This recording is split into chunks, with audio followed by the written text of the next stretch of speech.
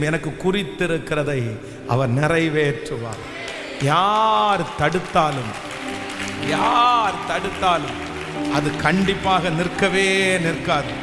எத்தனை பேர் தடுத்தாலும் எனக்கு குறித்திருக்கிறதை அவர் நிறைவேற்றுவதற்கு அவர் வல்லவராயிருக்கிறார். ஏனென்றால் அவர் பெரியவர்.